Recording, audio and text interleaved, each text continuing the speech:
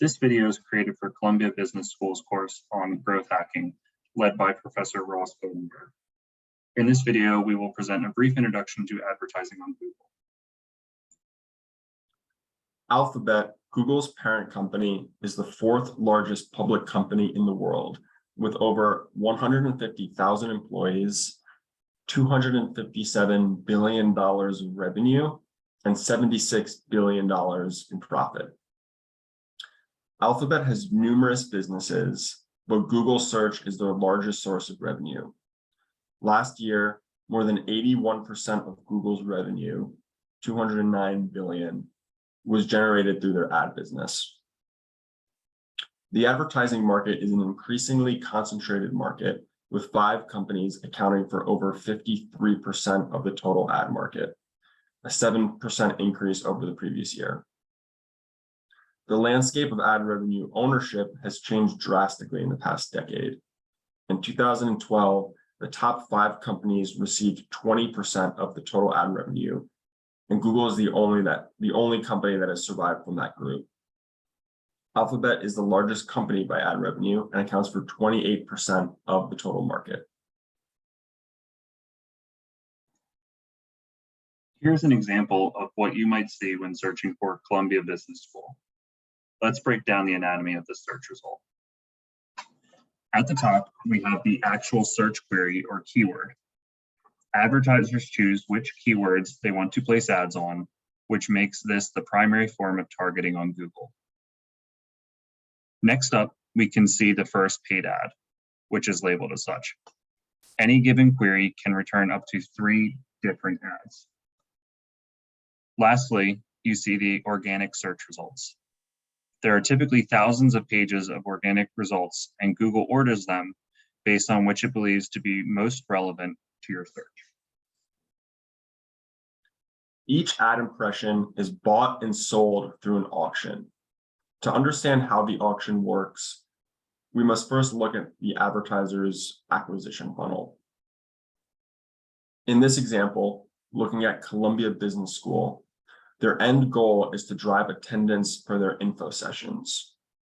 Users who search for CBS see an ad impression, click the link, register, and ultimately attend. Columbia will submit a bid to Google based on their ultimate KPI. In this case, they submit a bid of $100 per info session attended. But what is this worth to Google? In the auction, Google's goal is to maximize how much they can charge per ad impression.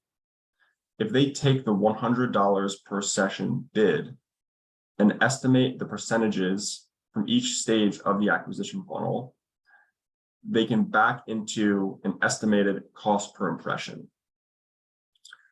Now that they have an estimated cost per impression, Google can make an apples to apples comparison of bids between advertisers, even when those advertisers are bidding for different goals. Here's another visualization of how Google will compare multiple bids in a given auction. In this example, we have 3 advertisers that are bidding different amounts for different conversion actions. Google calculates the cost per impression for each advertiser and awards the impression to the highest number. Google doesn't always blindly award the impression to the highest bidder.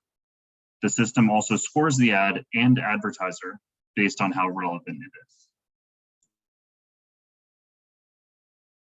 As you begin to develop your strategy and build campaigns on Google, there are 3 main buckets of ads to consider: brand, non-brand, and competitor. A brand keyword is a search term that contains your business's or product's actual name. The user searching for this term is aware of who you are, knows about your product, and often they're ready to make a purchase today. Therefore, these campaigns tend to be your most efficient. A non-brand keyword describes your company or product without actually referencing them by name. A user searching for your product with a non-brand keyword might not know that you actually exist yet. they're typically in the research phase of the purchase process. Compared to brand keywords, non-brand will have a slightly lower conversion rate and therefore will cost slightly more. Lastly, we have competitor keywords. These are branded keywords for your direct competitors. Not all advertisers use this strategy, but it is a lever to gain market share. If you do go this route, expect your competitors to retaliate and potentially start a bidding war on your own branded keywords. This concludes our presentation on Google Ads. We hope that the information has been helpful and informative. Thank you.